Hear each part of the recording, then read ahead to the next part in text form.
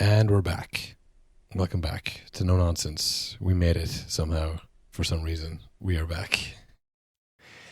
We missed a couple episodes there, but I think it's okay. I don't think we missed much. I'm not sure much happened in the last few weeks. So, I mean, we could run through some headlines that people may have seen. Chelsea manager Enzo Maresca gone.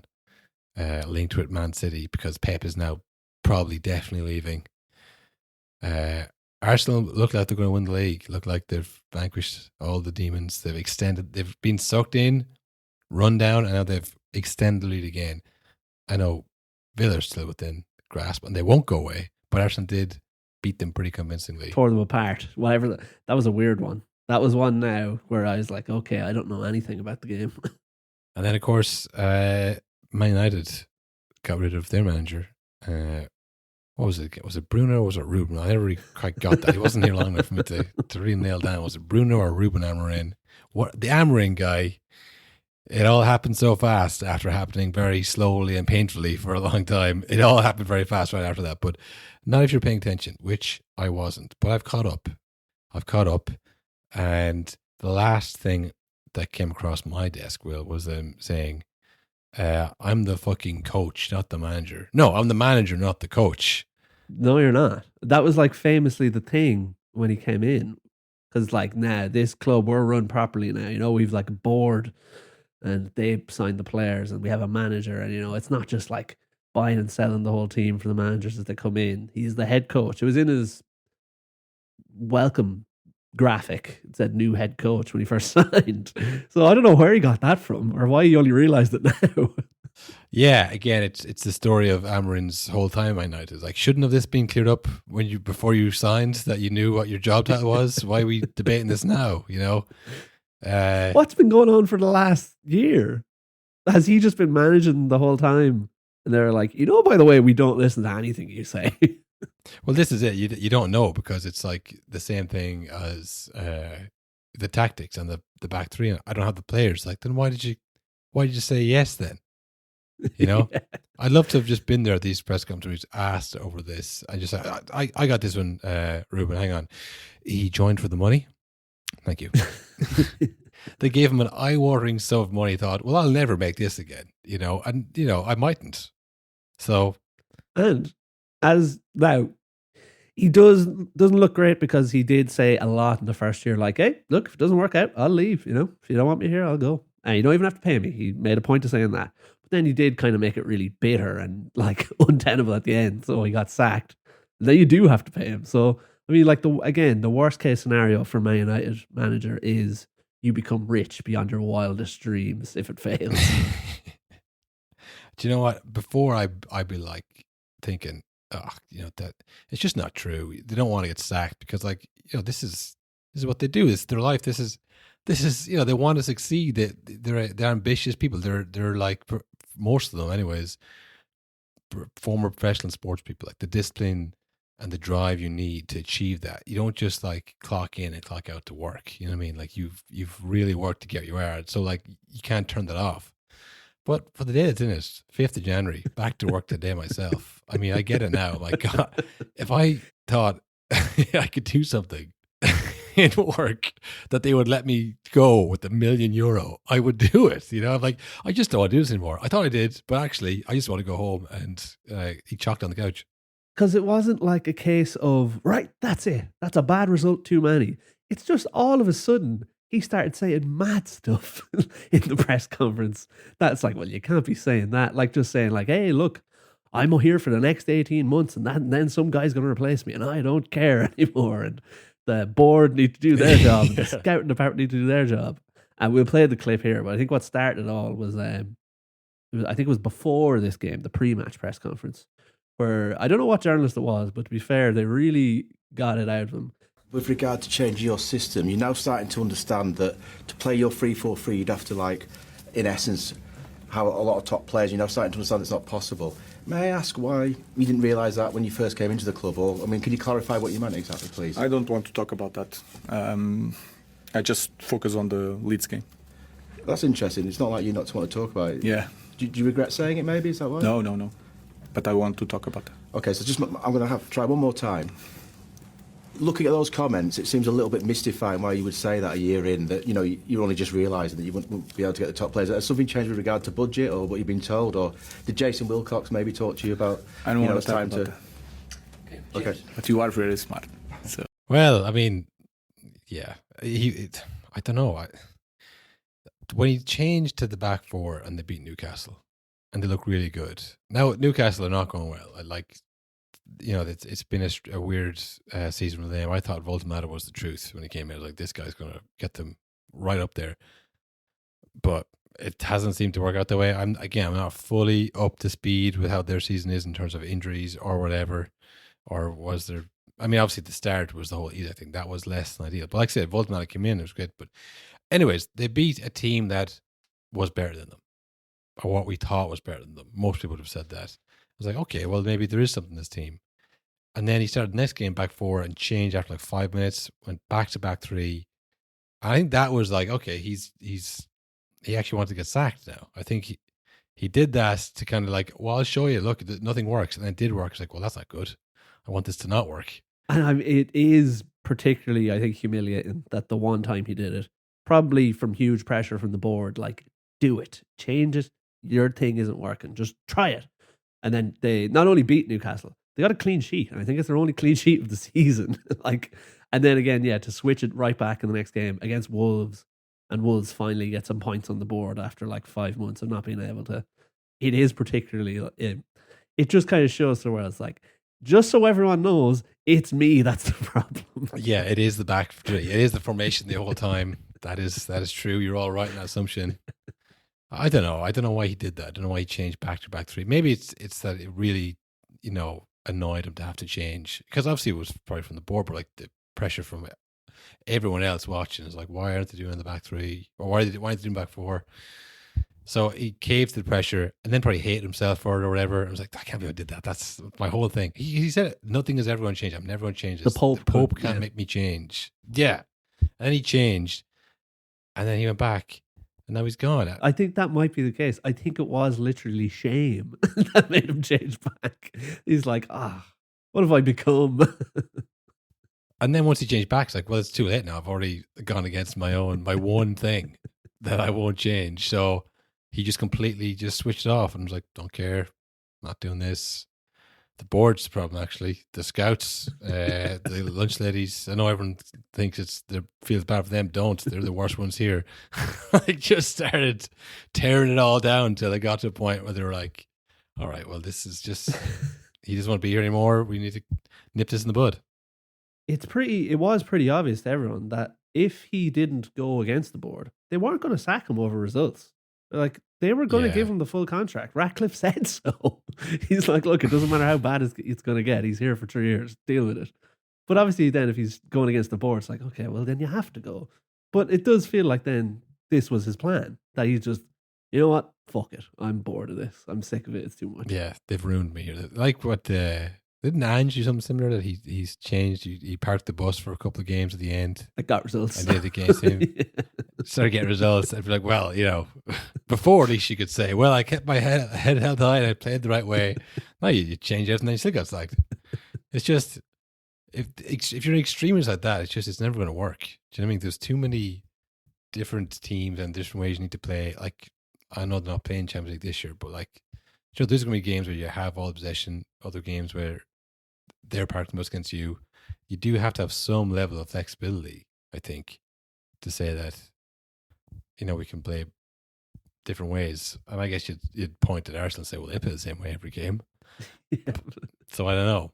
There was better. Just it would feel logical that you need to be able to change a bit. So if you come and say, this is the way we play and this is it, it's like, I just don't feel that's going to work, because other teams have all the same, ability to figure you out that you do. They have all the same access to video, and they have top coaches and top scouts, and they can get in really good players as well. So it's very competitive, I'm saying. So to say like, we're going to play one way, like, and again, you can look at Liverpool and say they played that kind of one way and people found them out. And it's lots like just complete shock that people are doing that and they have to play a different way. It's like, I wish they would just like not press us so we could just like beat the press that way. That would be really better for us. Like, yeah, of course it would. So yeah, the whole thing is it's really like I said, it happened quickly in terms of like, oh God, he's gone. I can't believe this. And now it's like interim manager for Stephen Fletcher. He's the interim while they find an interim, or then they find a permanent manager. Which, that But- really goes to show they had no plans on sacking him. Because like, even No. if they were like, okay, the second he has a string of really bad results, he's gone. Not the case, because they don't even have an intern. They still have to get a guy to be interim manager. But it's like, if this was any way of a plan, they'd have that ready. Like, they might not have the next full-term manager, but they'd have rang Ollie by now, do you know?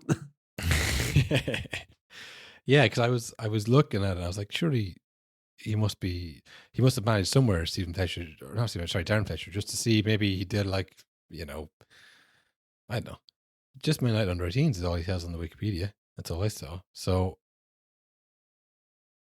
I don't know. I just don't see this as going to be. I want to know how this affects my fantasy. Will, is Man United a good fixture or a bad fixture? Are they going to bounce back, or is this going to go even worse now? Because there's no indication what's going to happen here. They are one of the only clubs where you can't account for any kind of new manager bounce. We've seen it. It makes them worse usually for a while. They were worse for a few weeks under Ten Hag. They were way worse under Amorim when he came in. It's been a while since they've had a manager bounce. It's normally they're at their best when they've 3 games to save the manager. That's when you want to get your United players in.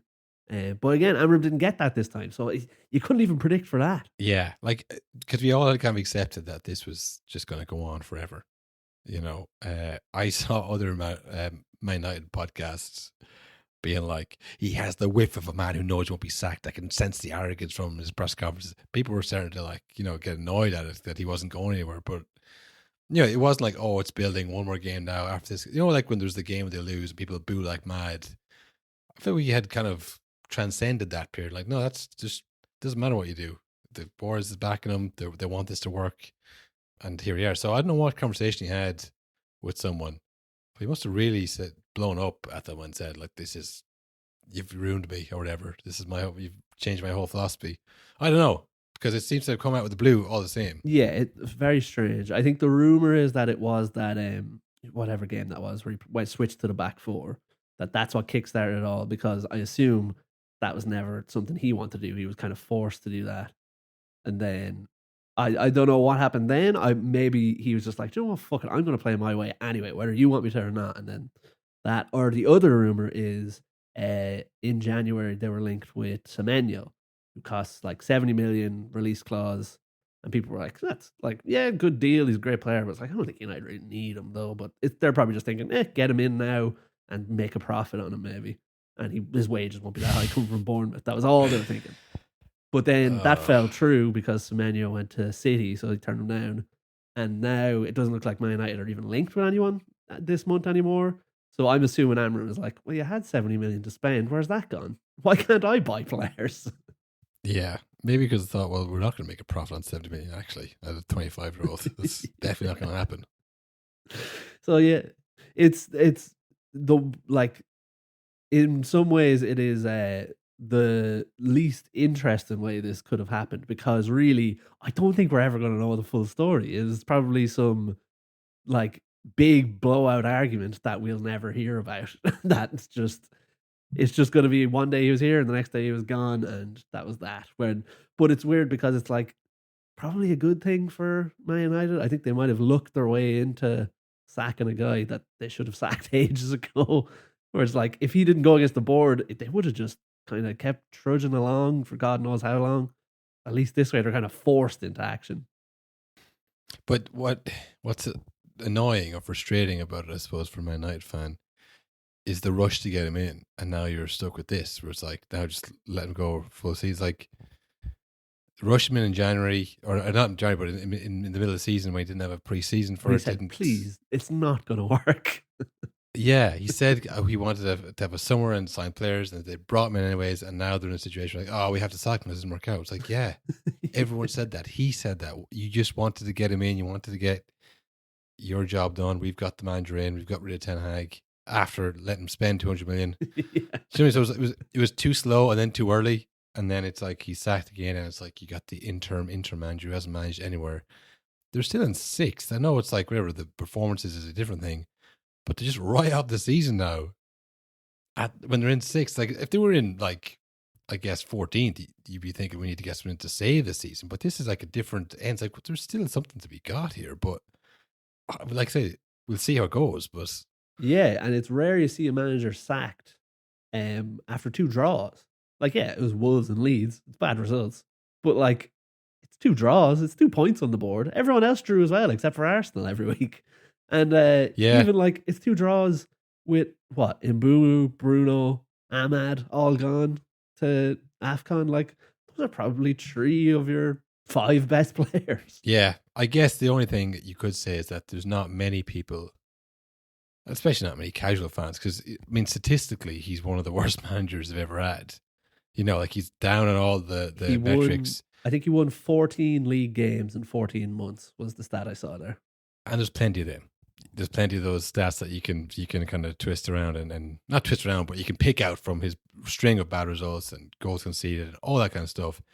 Whereas if he had managed to get to 6th or 7th, which, you know, again, by Man United's old standards, awful, but by the new standards and the standards that he helped set, people would say, well, they're trending in the right direction. He's a young, sexy manager.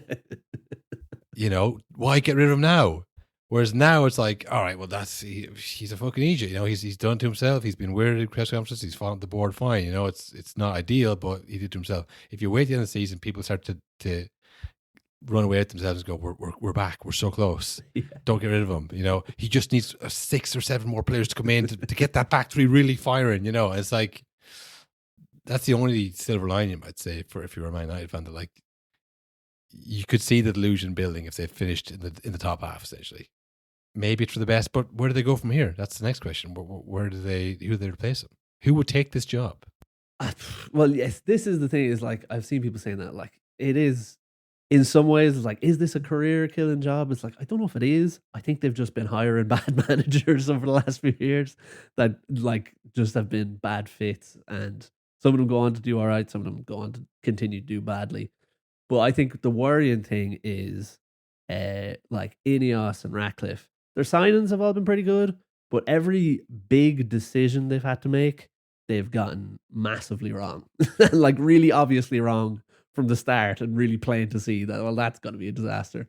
So I don't know. I don't know if I trust them now to get another manager in. I mean, like, even 2 idiots like us saw getting Amorim. It's like, but if he plays 5 at the back, and if he eventually leaves, is the next manager going to do that? I doubt it. And I'd still doubt it. Like, even I know Glasner is linked, but Glasner has said himself, he's like, I play 5 at the back. But like, I don't like, I don't have to. I do kind of whatever. There's no rule in my head.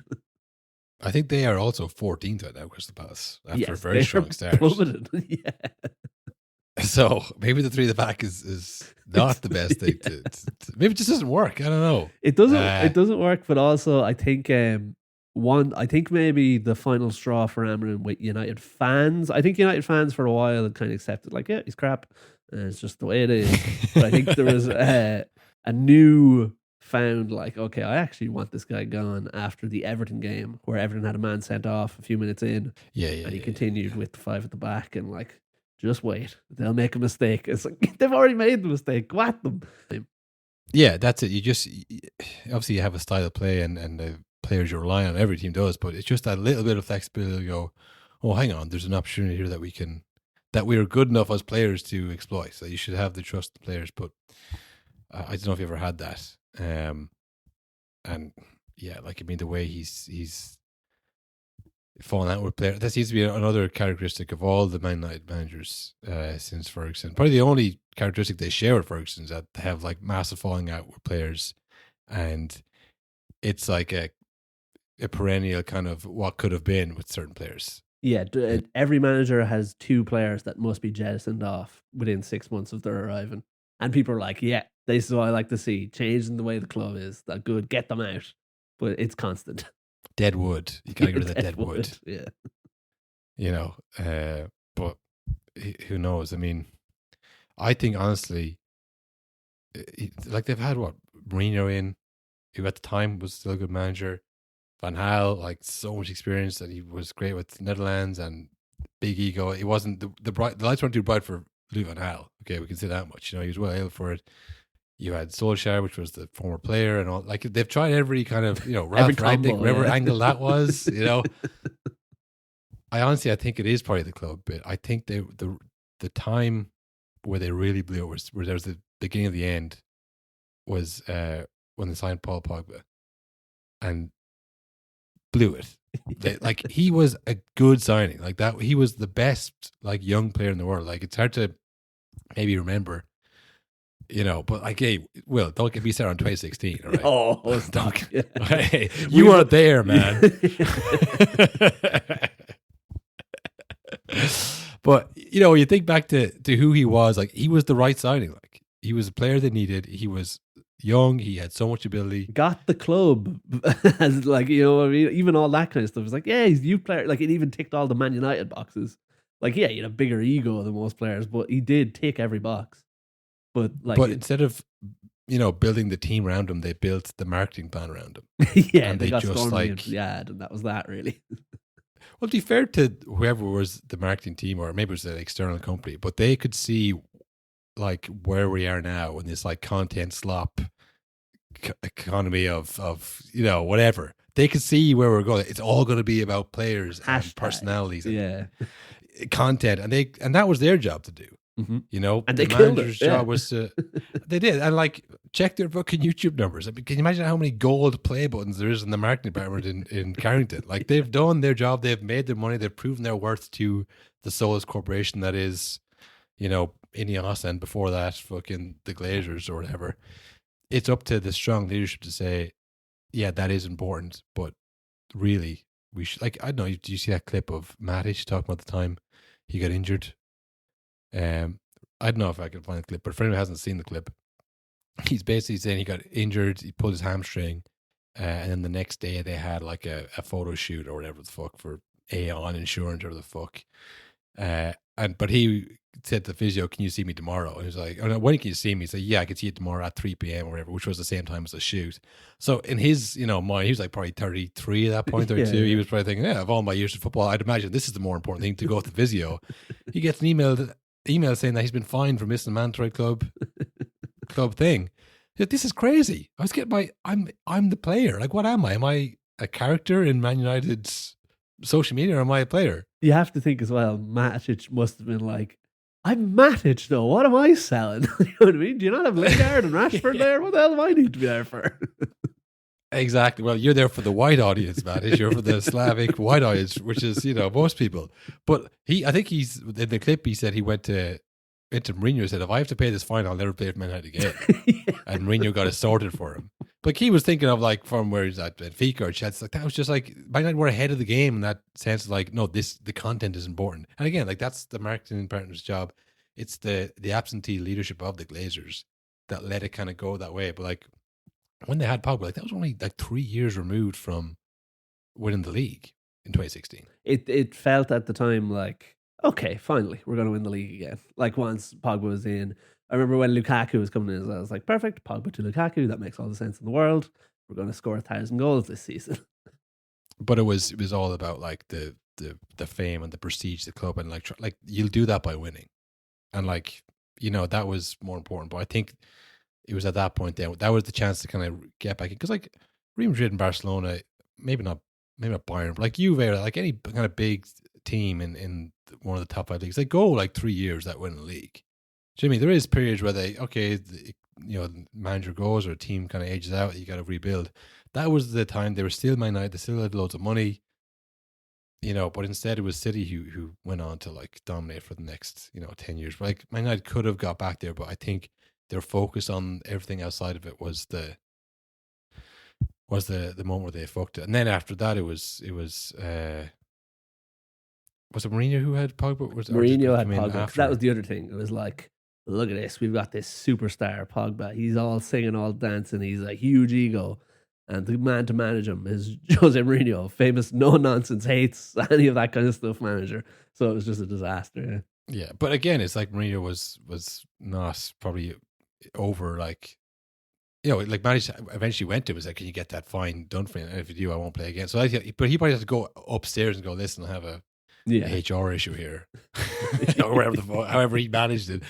But you know what I mean? It's like Pogba's doing all this mandatory stuff that he has to do for Man United, probably driving Mourinho crazy. He can't control that because he's not over that. He doesn't have the remit there. So he's just like, well, I'm going to take it out on Pogba now because I don't like this. I don't like how he's doing all this kind of stuff. He represents everything I don't like about Man United, even though he's just a player.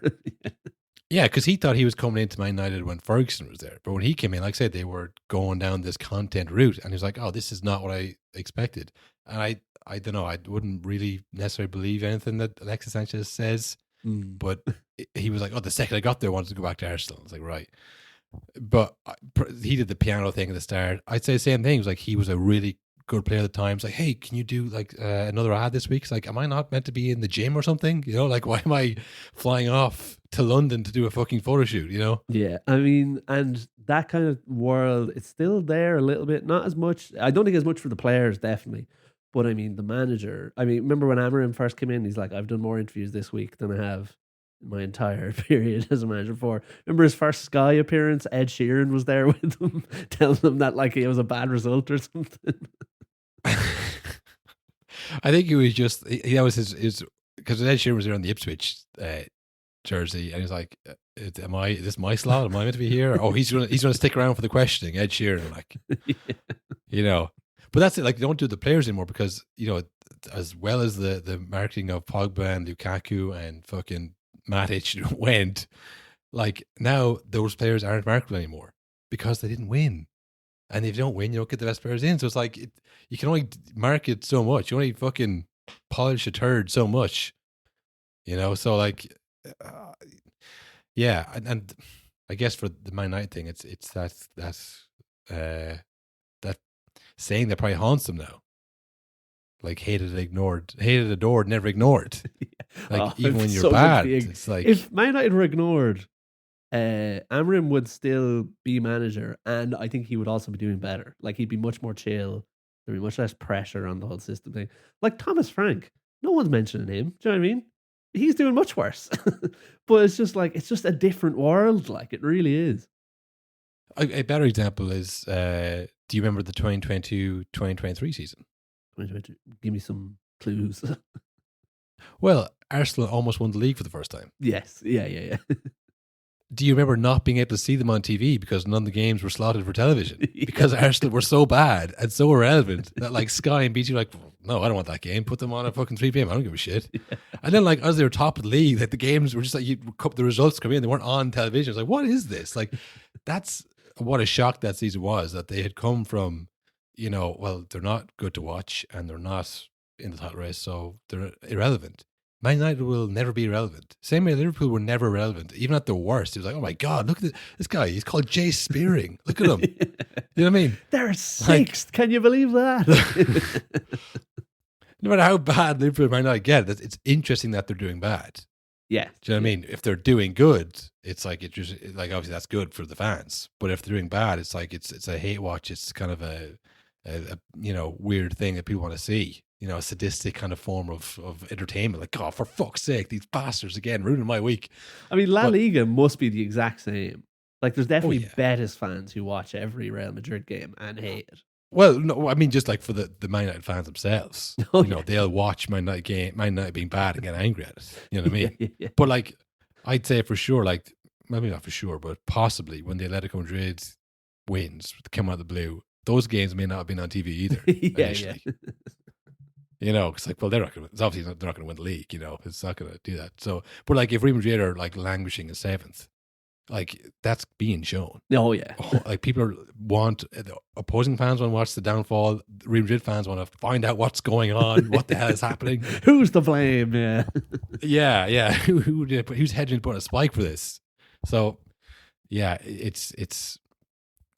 I don't know if they can ever get to the kind of, like, think about when Arsenal appointed Arteta, he was the assistant manager at Man City.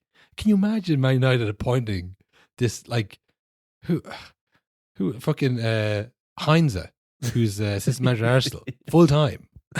Like, that's what it would be like.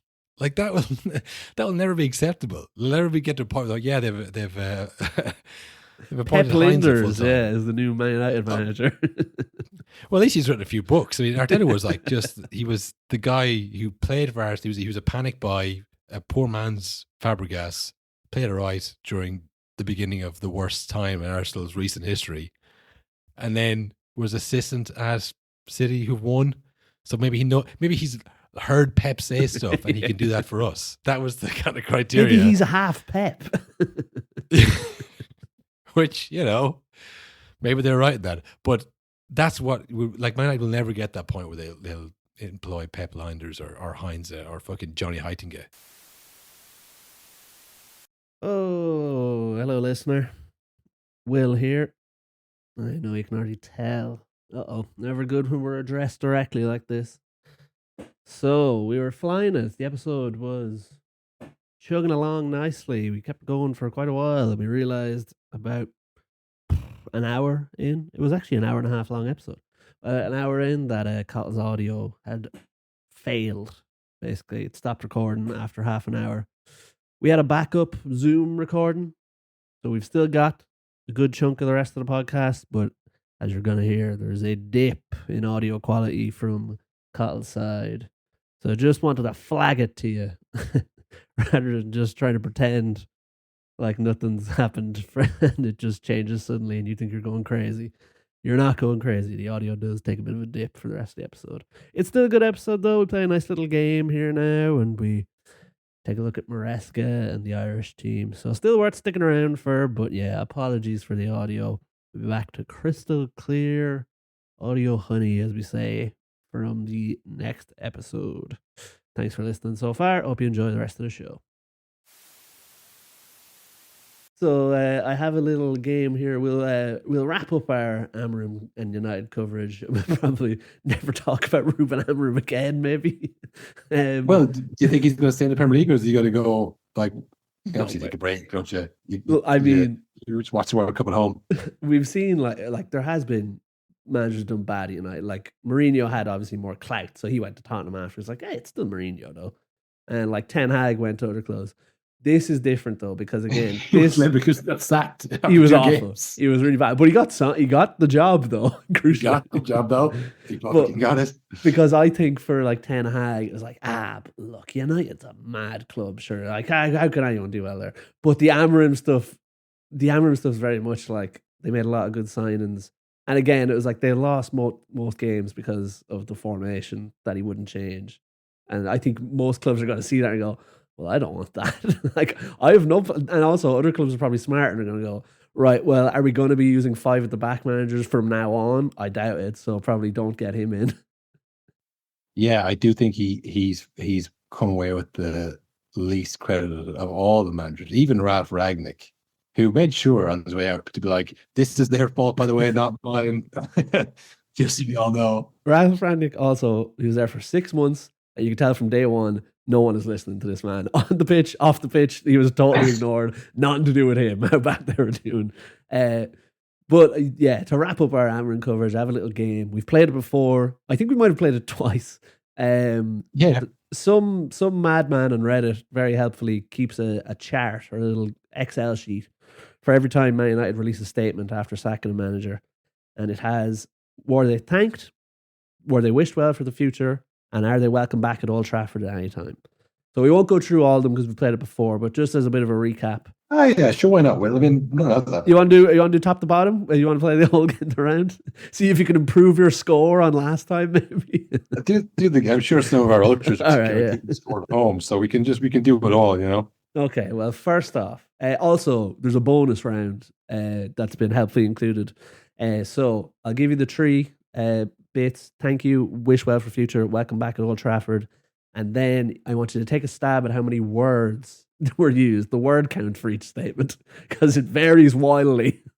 It does. Yeah, I remember this getting vaguely, but I'm starting to calculate my guesses in my head here. Okay, so up first, David Moyes. Was he thanked? Yes. Correct, he was thanked. That's back then, yeah. Was David Moyes wished well for the future? Yes, I think he was. No, he was not wished well for the future. No well wishes for David Moyes. Will David Moyes be welcome back at Old Trafford whenever he feels like it? No, I don't think so. No, he was not welcome back at Old Trafford. He got a thank you, no well wishes, and he will not be welcome back. What's your estimate for word count? So I'll give you an example. Solskjaer had 159 words in his one. So I'll give you an idea. Say he had 90. He had 33 words, which I think if we tried, we could probably come up with what the statement says. I mean, 33 words is so... David Moyes is two of them. Head manager, that's another one. Thank you. Like, you're running out already. So that will tell you how it was going, how they thought. But actually, no, that tells you what the standards were after Fergie. Yes. Where they were like, David Moyes is dead to us. He's ruined it. Goodbye. You will not be welcome back. Well, it's also the kind of instant thinking, not instant, but like just like, you know, we are Man United, we are the world. It's like future endeavors. Who even exists outside of Man United? Like, I'm gonna, you know, thank you for trying at Man United, I guess. But, you know, you're not looking back because you failed. And I don't care what you do after this. That's 33 words. Send. Yeah. And send. So following Moisey then, we had, of course, Louis van Gaal, who obviously famously was sacked as he walked up to collect the FA Cup. So was Van Gaal thanked in the statement? He was. Correct. Yeah, he was thanked for, won the FA Cup, of course. Was he wished well for the future? He was pretty old. So yeah, I'd say so. He was, yeah. I mean, I think they knew it's like, it's not your fault, Jose's free. Is he welcome back at Old Trafford at any time? Would I welcome him back to my home? Pretty intense guy. I would say no. Weird guy, yeah. No, he's not welcome back at Old Trafford. I think that's fair. I think that's not for footballing reasons. I think that's just like, you know, I don't actually want him to go back. He might take up on this. You know, you don't. It's a dangerous game inviting people to do a thing that you don't really want them to come. Don't even take the chance, that folks. If you don't want them there, don't even mention it. Just kind of wish them well. So what was his word count? So again, Solskjaer was 159, Moyes was 33. Yeah, I'd say he did pretty well in terms of like he won a trophy for them. And I guess it's 2015, so the standards are pretty high. I mean, they're still only a couple of years removed from like winning the league. Mm-hmm. I would say 85 words. 112 words for Louis van Gaal. So what's that? Nearly 4 times as much as David Moyes, just a few short years later. Maybe they got a new communications department in.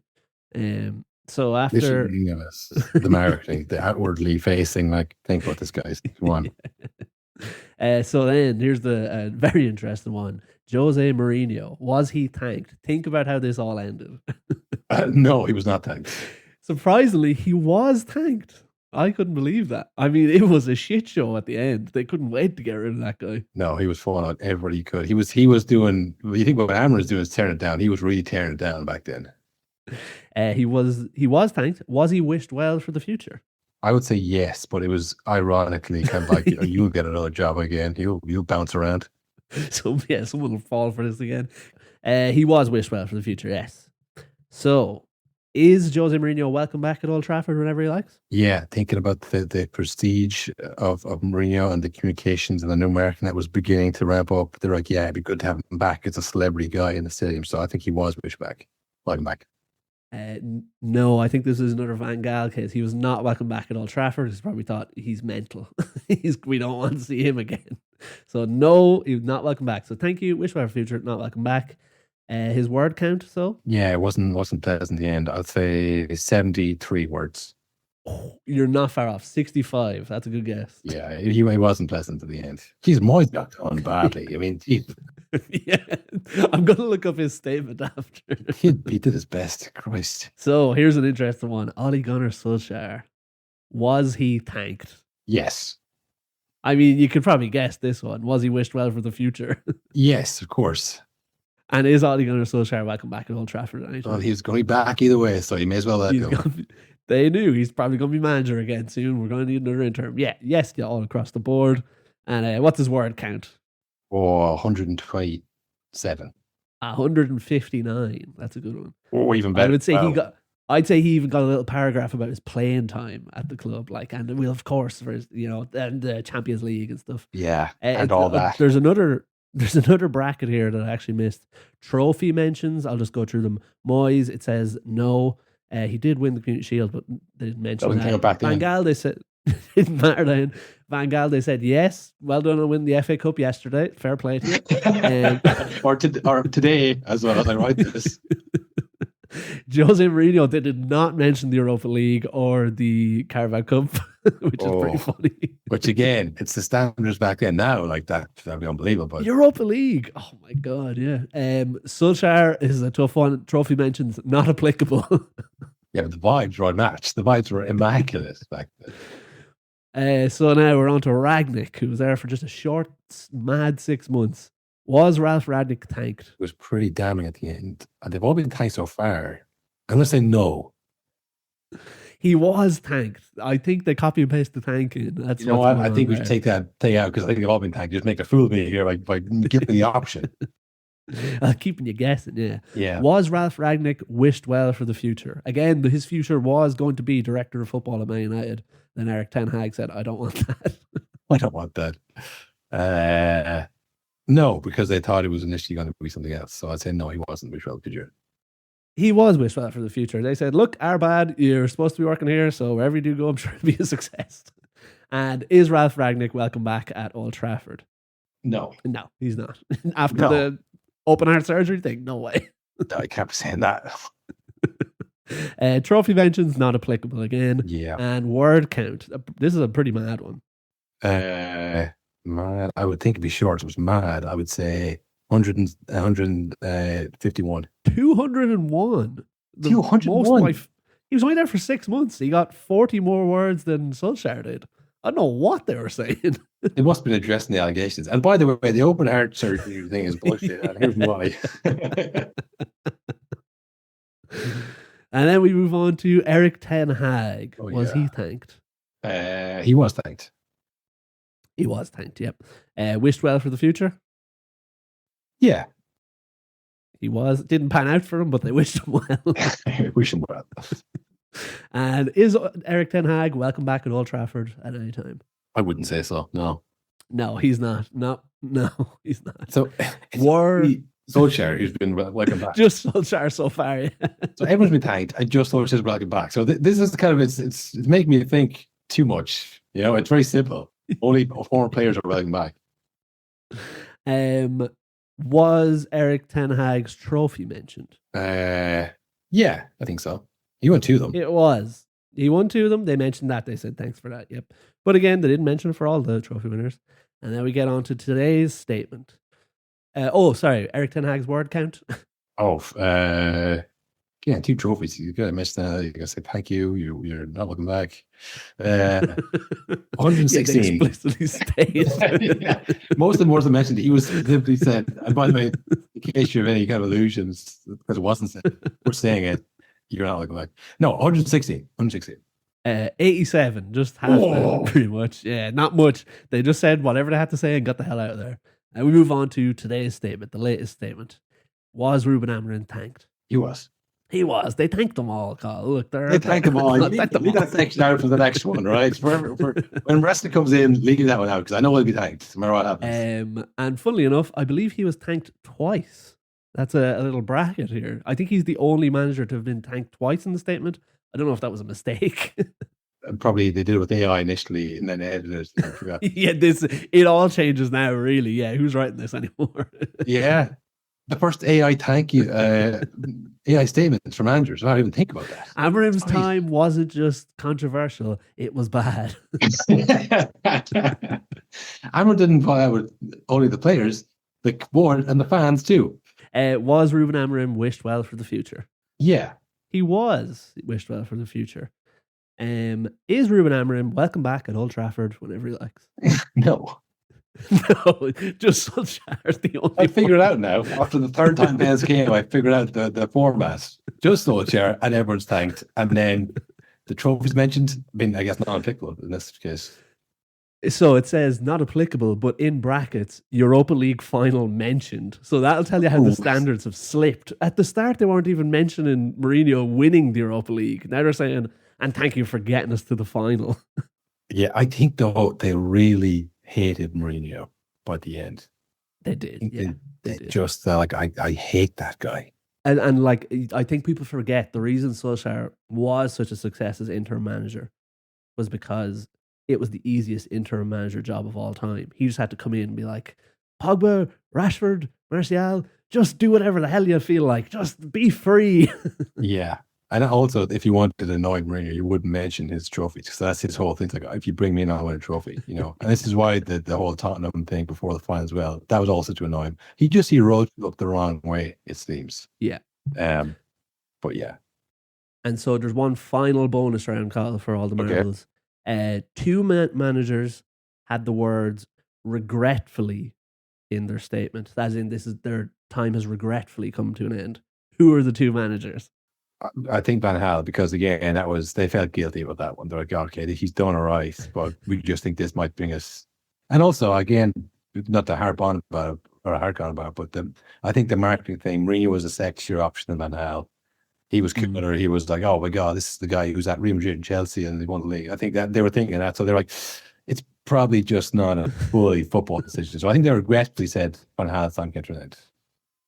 No, didn't mention it. No, damn it. Okay. Regretfully. Who were they regretful about? Solskjaer, for sure. They were regretful that Solskjaer's time came to an end. Because also, I have figured this out today. Like, I think the only managers that will have success, not necessarily trophy success, but like will have a long stint and like everyone gets on well and the players get on well. You have to be a guy who's just happy to be there and kind of a yes man. I think they need another one of those, and he was definitely one at the time. Yeah, yes man his way into signing Ronaldo and get himself sacked. That's what that means, unfortunately. We always talk about it. He found out when we did live on TV. He said, no, I've heard nothing about that. That couldn't possibly be happening. Well, it has. Oh, I know. Well, that's great. Yeah, so that's why he got the regretfully. And the other manager who got the regretfully, which I was very surprised at, Ruben Amorim, which makes me think, like we said, 2 thank yous and regretfully after never doing that before. This is an AI statement. Or he really did. Fuck it. I mean, I think maybe Radcliffe or whoever thought this is the guy. We just have to stick. We have to do that out of here and stick with them. Maybe, yeah, it's not so much like, oh, if only it worked out. I think they're like, we are really regretful this has to end. We're really pinned our hopes to this guy. Yeah. But it's just he doesn't want to be there anymore or whatever, or 3 at the back or 4 at the back, I guess. It's just like for it to end because of the 3 at the back or 4 at the back. It's like, oh, like so much money, so many jobs lost for this. We all knew this was going to happen. For to end, like everything that they put into this, and like I said, the players, the staff losing their jobs, the meals being cut, and then like, I'm not going to play for the back again. Like Jesus, like this, there's just so much at stake here that's already been lost, and you're just gonna die on this hill, this bullshit. Like it's crazy. But yeah, it is regretfully for many reasons, I would say. Yeah, we regretfully now have to try find a fucking new manager. This was in the statement. That's it, really, I suppose. I mean, we'll see who's coming next. I mean, Maresca is the favorite, is he? I think he's the bookie's favorite. No? So he's bookie's favorite, but I did see so the articles are flooding out now from The Athletic and everyone they've had these typed up for months waiting to be like, yeah, these are all the conversations that did it. One of those, I can't remember which one it was, mentioned that they're not going for Maresca, which makes, and they're also linked with Maresca because who is it? Wilcox and Barada both worked with him at City, so they know him. So like that makes sense. But they also probably know people at City who told them he's coming to us. Don't bother talking to him. Yeah, Maresca is available now because he has been let go by Chelsea. We mentioned it briefly, I guess, but it's a similar situation that he kind of blew it up himself, maybe for the City thing. But when you're in the thick of it, and the games are happening, it's for whatever, you kind of make the best of it as a Chelsea fan. But then now that they're stepping back, going, what is this club? What are we doing? Like, where are all these players here? They're all sort of like asking these questions again. And it's like, they're really, I think they hate the club a lot these days. I mean, the Abramovich stuff obviously was the good times, and this is just like some kind of soulless corporate American hedge fund type thing. And they are really struggling, I think, not on the pitch, but like we talk about Man United as well, about this kind of, who they are as a club. How are you trying to like market to? Like, what, like it's if you're not good on the pitch and you've got nothing else going on, it's like, I don't know where they go from here, Yeah, it's a very weird club at the moment. But like I said, there's just players. Like even I think in January they're linked with more players. Like they've just become a kind of I don't even know what you call it, but like they're trading players like the stocks. They don't really care about winning stuff. Not really interested. It's just like how much money can we make? Doesn't matter if the players like it here or they're going to play or not. It's just we're flipping them. So it must be tough for any manager. I think that's why Maresca, though, a lot of people grew to like him. I know I liked him, but like he's pretty impressive that he did fairly well with them when like it was a mad club behind the scenes and continued to be mad up until the point where I think he just couldn't take it anymore. Well, once he thought there was an opportunity to go somewhere else, he was like, I'm going to blow this up. Which, again, for a Chelsea fan, it's like, you're like, okay, so like we're fucked. This is the club that no one wants to get in. And it's like they get to like a Walmart version of Southampton, which is just like a selling club, but there's for millions more than Southampton even do it. And there's no chance of winning anything, even though you're close and you might think there is, but like really it's like just, market opportunities that they're seeking out rather than players to settle on and to going out. And it's, it's not good for them. And I kind of thought maybe they might change to a more kind of a Liverpool or an Arsenal type of club when Abraham's left. I thought they wouldn't have the same money, but they might have to do things a bit more kind of strategic, but they have just become like a worse version of the Abramovich thing where they're still buying the players, but they don't even have the kind of desire to win, it feels like. Because that was Abramovich's things like, okay, I'm going to buy those players, I'm going to loan them out,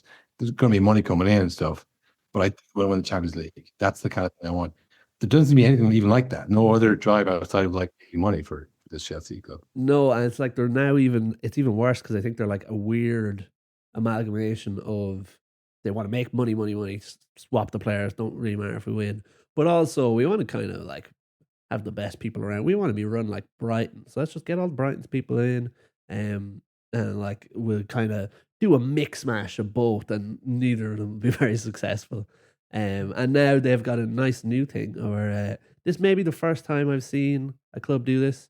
They're blowing up 2 league seasons at once. So obviously sack Maresca, he has to go.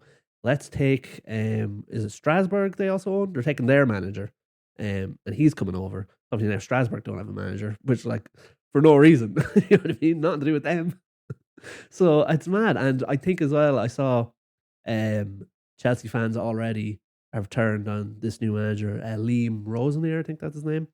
For 3 reasons.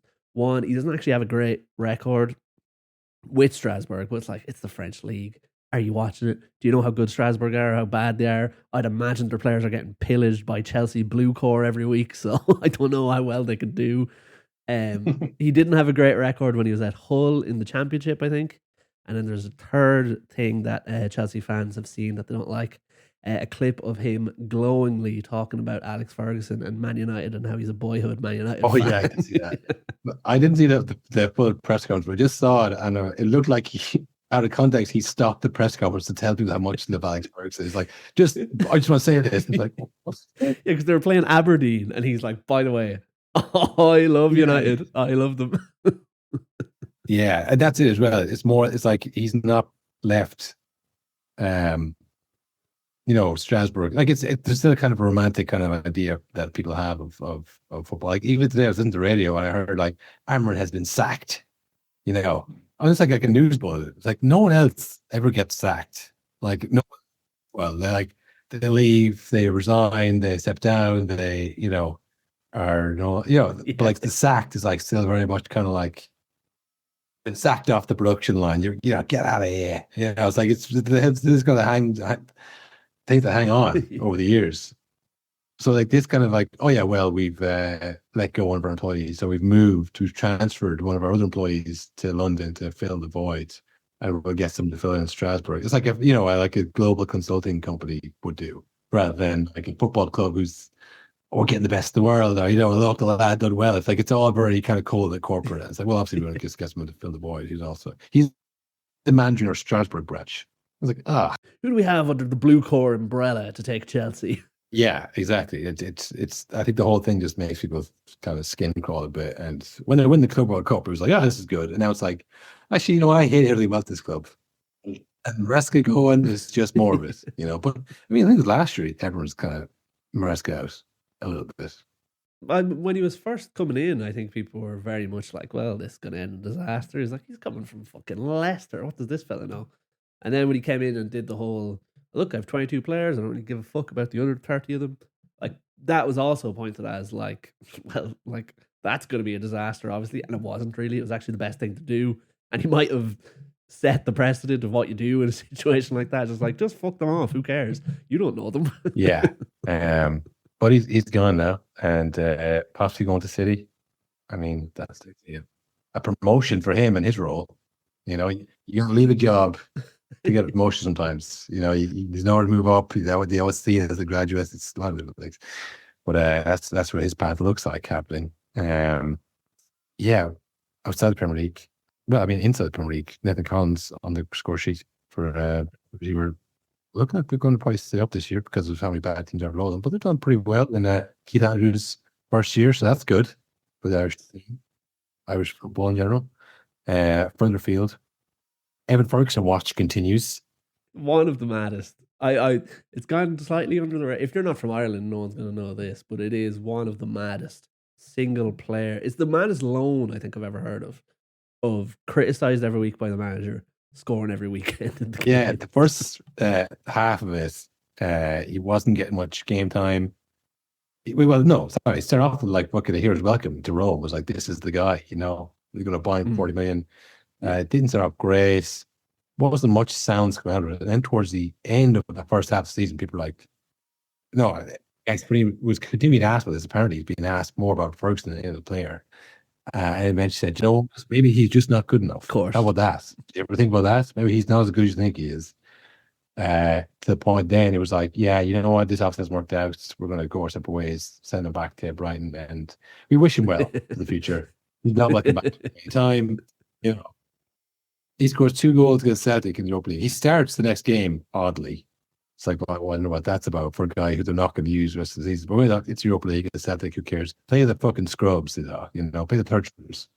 He scores. Obviously, the whole Irish extended media family erupts, and the rest like, hey, what about now? I was like, he did exactly what I wanted to do. He fell right into my plan. Genius, you know, he's starting to learn. He's starting to really turn a corner. And the next week, it's like, actually, I guess I was wrong. He's shit. Yeah. After he got man of the match, also. Well, yeah, he lost 1-0 to Napoli, or they drew with Napoli or something like that. He played well, and then maybe the next game he didn't score, and it was back to doom and gloom, where it was like, fucking, he's like a walking wardrobe out there. You know, like, dude, bad touch, can't score.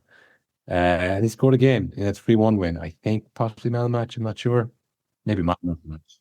Irish player of the match. Irish player of the match. This is an interesting one. So like you said, Gasperini is getting asked about Ferguson more than anyone else. I would imagine the Italian league is also shown on kind of like a Sky situation. So the commentary is probably quite English and Irish focused as well, because he did win man of the match. But I was looking, I don't know if you saw his goal in that game. I mean, it was a scramble in the box. He fumbled into the ball and it went in. It still counts. It's a goal. God, we could use that for Ireland, so that's perfect. But I did see all the comments were like, how in the hell has he won man of the match? That was a bad game from him. Like, yeah, he got a goal, but like there was much better players out there. So I'm worried now that maybe every game we're only seeing the goals and he's not actually playing well. And that's why Gasperini is so annoyed. No, I don't think he's playing well. I don't think there's any doubt over that. A few goals at the end are like, well, at least he's scoring goals. And he's not doing much else. But it's like when Haaland didn't score goals. People like, he doesn't do fucking shit out there. He's just standing around, you know. So, yeah, there's probably an element of a goal scorers who score goals. And if you can do a bit more, then that's great. But really, it's kind of, it all starts and ends with putting the ball in the net. So, yeah, maybe it was English-speaking player of the match that he got. But he's not scoring goals. I mean, you know, you got nothing. So, and again, you can only do the Timo Werner, like working hard and creating goals so long, you know, eventually. As long as Timo Werner did it. Yeah, eventually, okay, well, you scored 25 goals in Leipzig, and that's kind of why you bought you, not for all this other stuff. That other stuff was good, but like, we bought you for the 25 goals a season we thought you were going to score. So, Yeah, I think it's very scrumbled and not, but yeah, maybe we should just leave him off. Maybe just let him just not just us, the entire media. Just like Troy Parrott, he scored again for AZ Alkmaar, but no one cared about it. We talked about it. It's the Dutch league. That's the key. Serie A, Roma is too Hollywood. We want to know, how are you doing? Is he ripping it up in Roma? I bet he is. I bet he's scoring every week. You need to go to the Dutch league because it's for even the most diehard Premier League fans are not following an Irish player in the Dutch league. I'll see if he scores, I'll watch the goal. I don't care though. I cannot care. If he plays for Ajax, maybe, but I'm not watching AZ Alkmaar. If he plays for Ajax and they're in the Champions League and it's okay, this is cool. How's Troy Parrott doing this game? You know, but because it's someone who's not in the Champions League, it's not an easy hack. Like I remember I was saying about that one after the Hungary game. People in work were asking me to play it. Yeah. It's a little team called AZ Alkmaar. I follow the Dutch league. I don't. I listen to it, look at the results, whatever. But you know, that's it. It's because it's Roma. It's like imagine if we won the Scudetto with Roma. You know what? He could be Scott McTominay. Yeah. Yeah, and the very reason that was Scott McTominay also was like it can be done by a shit player. You know, so it's like he was MVP in the league. He can at least score 10 goals for Christ's sake. I watched Scott McTominay week in, week out, and he was crap. Let me tell you. Yeah. It's like, you know, that meme last year, where it's like when someone asks you about the invincible Bayer Leverkusen team, and you've watched 3 highlights of 3 games, and just in the results. It's like unbelievable. That's it. It's like outside the Premier League. It's like, we've talked about this at that length. I feel there's only so many hours in a day you can waste for watching football. Yeah, and unfortunately, so Evan Ferguson is scoring, which is good, but by the sounds of it, he's pulling the wool over some of our eyes, according to Gasparini. And Troy Parrott scored, though. He scored in his last game. He's still ripping it up, as always. But Josh Cullen, out for the season, missing the World Cup final, Carl. Can you believe it? He's out for the World Cup final. He's out for the World Cup final, confirmed. Any other year in his career, you'd be like, it's bad, but he's one of the 90s people who hasn't gone to World Cup. So this was his last chance. This is the one. Yeah. So I'd say he would have to have a rock solid constitution to recover from this mentally, because this is all. I mean, like, even you have to think, okay, Ireland get through the playoffs and go to the World Cup. You're missing the World Cup. Ireland losing the playoffs, you could have won if you were there, maybe. I could have helped. I could have done it. I could have scored. Oh, yeah. They're looking light in the midfield, he says. Yeah. When he's in a team that might stay up in the Premier League, he's playing all right in games. I'd say in his head, he's probably trying extra hard this year because he's thinking of the World Cup. He's thinking, I got to be right for this. I got to be like playing good stuff. I can't be. I didn't know he was captain also. Well, it's Coleman is the spiritual captain. No, but I mean Burnley captain. Oh, yeah. Yeah. That's mad. How many Irish captains are in the Premier League? This is surely the most ever. This is why we're in a playoff for the first time in so long. Yeah. That's why we have a real chance, because we actually do have decent players and we're playing well. So it's devastating. But I'm devastated for him, to be honest. That's, again, your whole career has just been like just trying so hard and getting nowhere. Or like, being really good at it, trying really hard and being professional, but like you're just not quite at the level. So you stay at Burnley from a team. Ireland are Ireland, and there's the investment that other teams have, and it's not your fault, and it's whatever. You're just doing your best, and you get to the point where you're captain of your club in the Premier League. It's a huge achievement. You're in the playoff, and now it's like you're out. You're gonna miss it. Done. Miss over. Either you feel you weren't there to help us get there, and you could have, or we do get there, and you don't get to lift the trophy with us. You don't get to lift the trophy. You don't get the kind of steps and that the Jules Rimet trophy, because you're playing against fucking. When you really say it, it sounds so insane. Ireland lifting the Jules Rimet. It just sounds so mental. It's so mental. I don't even think it's called the Jules Rimet. I think it's called something. We have no idea. It's never come up. Why the hell would I need to know what the World Cup is called? It's called the World Cup. It's as distant as that. I don't know the fucking name of it. I'll never get within 6 feet of it. No, honestly, that is nonsense. nonsense. All nonsense. They say many garbage things. You don't know what you're going to get.